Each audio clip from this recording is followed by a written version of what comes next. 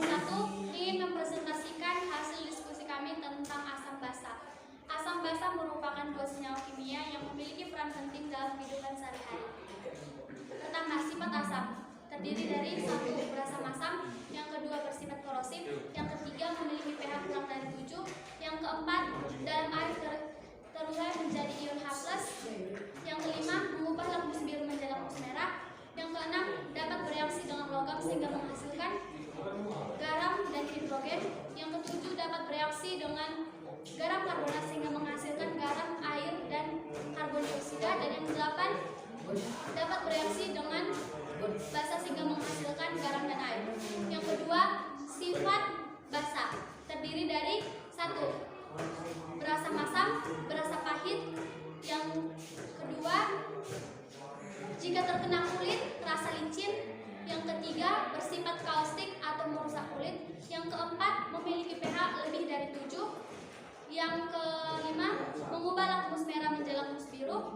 Yang keenam, dapat bereaksi dengan asam sehingga menghasilkan garam dan air.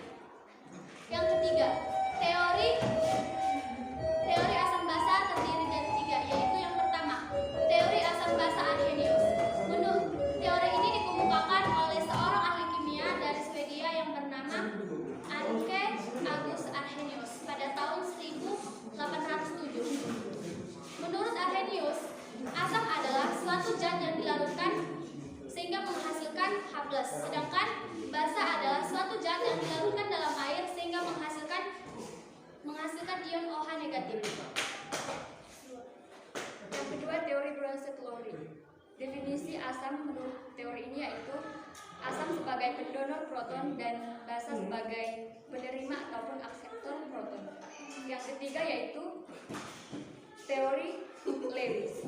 Definisi asam dan basa menurut ini yaitu asam sendiri yaitu akseptor ataupun penerima pasangan elektron bebas, dan basa sendiri menjadi pendonor ataupun pemberi PEB ataupun pasangan elektron bebas. Nah, contoh basa kuat Bronsted-Lowry yaitu yang memiliki ion OH- dan golongan 1A dan juga golongan 2A kecuali Be dan Mg. Nah, contoh basa kuat yaitu LiOH, NaOH, KOH, dan CaOH2. Contoh basa lemah yaitu yang di luar dari golongan 1A dan juga 2A. Nah, adapun contoh asam kuat yaitu asam kuat menurut teori Bronsted-Lowry yaitu yang pertama yang termasuk ke dalam golongan 7A kecuali F, dan juga suatu senyawa yang tidak memiliki ion H+. Nah, adapun asam basa Bronsted-Lowry disebut juga asam basa konjugasi. Ciri-ciri asam basa konjugasi yaitu yang pertama hanya memiliki beda 1 ion H+, dan yang kedua H asam lebih besar daripada H basa. Dan yang ketiga, contoh asam basa Lewis yaitu BF3 tambah NH3 yang menghasilkan NH3BF3. Yang kedua yaitu H tambah NH3 yang menghasilkan HNH3+. Yang ketiga yaitu AlCl3 tambah NH3.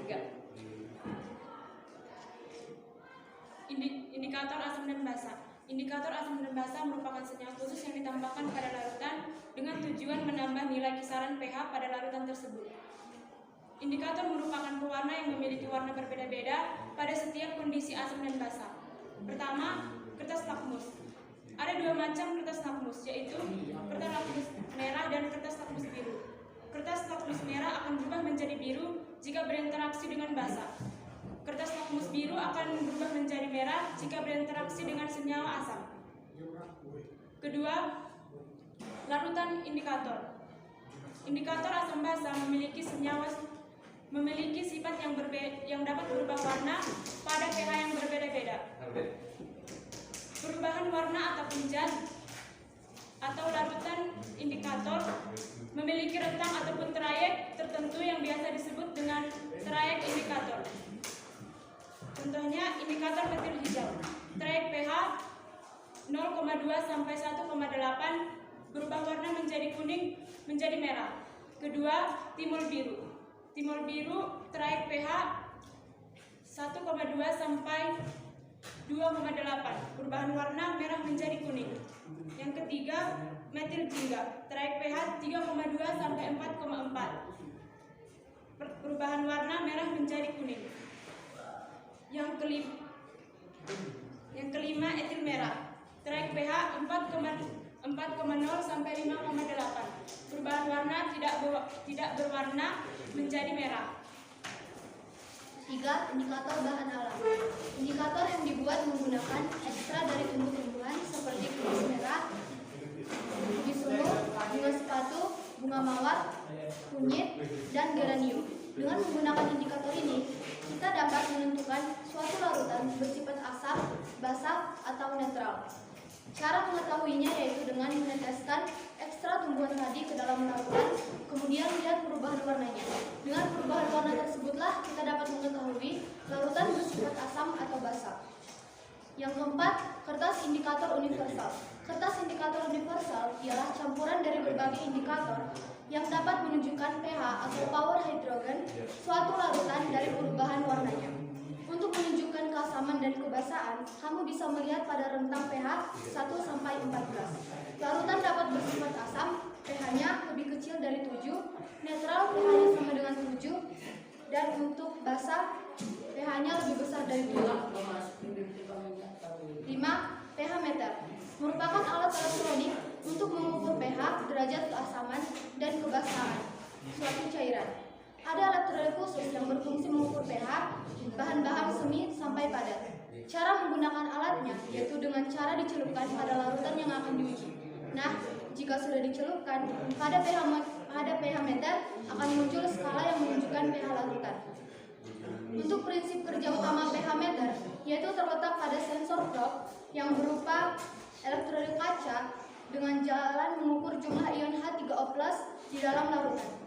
Pada ujung elektrolit kaca terdapat lapisan setebal 0,1 mm yang berbentuk bulat atau bel. Bel dipasang dengan silinder kaca non-konduktor atau plastik memanjang yang selanjutnya diisi dengan larutan HCl 0,1 mol per desimeter kubik. Di dalam larutan HCl terendam sebuah kawat elektroda panjang berbahan perak yang permukaannya terbentuk senyawa setimbang AgCl. Konstantanya jumlah larutan HCl pada sistem ini terbuat dari elektroda Ag per AgCl, memiliki nilai potensial stabil. Selanjutnya, kekuatan asam basa. Yang pertama, hasilkan ion dari air. Air murni merupakan larutan elektrolit lemah dengan menggunakan alat spektrometer yang sangat peka. Antara arus listrik yang sangat lemah dapat dideteksi. Yang kedua, proses pH. Kekuatan asam atau basa suatu larutan dapat ditentukan dari harga pH. Istilah pH digunakan untuk menyatakan keasaman atau kebasaan suatu larutan. Secara matematis, pH dinyatakan sebagai ukuran konsentrasi hidrogen atau energi H positif dalam larutan. Konsentrasi ion H positif dan pH dirumuskan dengan tanda negatif. Dengan demikian, keduanya berbanding terbalik. Semakin kecil ion H positif, nilai pH semakin besar. Kekuatan asam dan basa. Asam dan basa adalah tingkat kesamaan atau kebasaan suatu zat. Kekuatan asam dan basa dibagi menjadi dua bagian. Pertama, asam dan basa kuat. Kedua, asam dan basa lemah.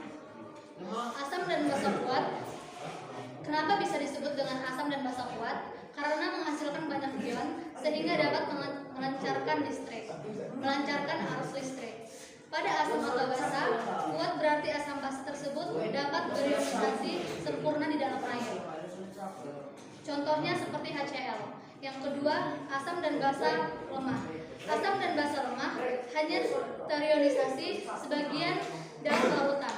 Reaksi ionisasinya merupakan reaksi persetimbangan sehingga mempunyai suatu tetapan keseimbangan atau K. Contohnya seperti asam asetat atau asam cuka. Ada juga amonia atau NH4OH atau sering ditulis dengan NH3. Demikian hasil dari kelompok kami.